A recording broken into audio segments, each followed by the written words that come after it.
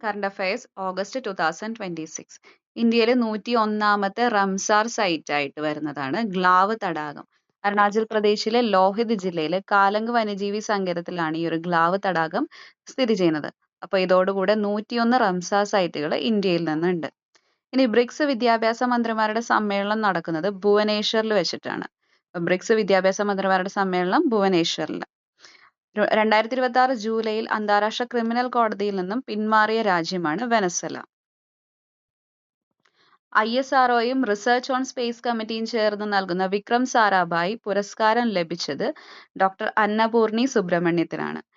ഇവർ മലയാളിയാണ്. അതുപോലെ തന്നെ Indian institute of astrophysics director കൂടിയാണ് ഡോക്ടർ അന്നപൂർണി സുബ്രഹ്മണ്യം. ശാന്തസമുദ്രത്തിൽ ജൂലൈ 27 മുതൽ രൂപം കൊണ്ട ചുഴലിക്കാറ്റിന്റെ പേരാണ് ഡോൾഫിൻ. പോലീസിനെ ജനകീയമാക്കാനുള്ള കേരള ഗവൺമെന്റിന്റെ പദ്ധതിയാണ് മൈ പോലീസ് സ്റ്റേഷൻ.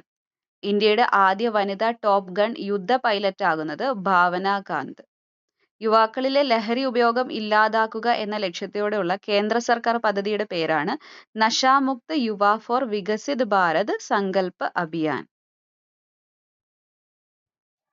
ആസിഡ് ആക്രമണത്തെ അതിജീവിച്ച UK സർക്കാരിന്റെ ചീവനിംഗ് ഫെലോഷിപ്പ് നേടുന്ന ആദ്യ ഇന്ത്യക്കാരി റേഷം ഫാത്തിമ. പ്രൊഫസർ MK സാനു സാംസ്കാരിക കേന്ദ്രത്തിന്റെ സാനു സമ്മാനം ലഭിച്ചത് ഡോക്ടർ M ലീലാവതിക്കാണ്. ഡോക്ടർ M ലീലാവതിയുടെ ഈയിടെ പുറത്തിറങ്ങിയ പുസ്തകമാണ് ഭാരത ലോകം.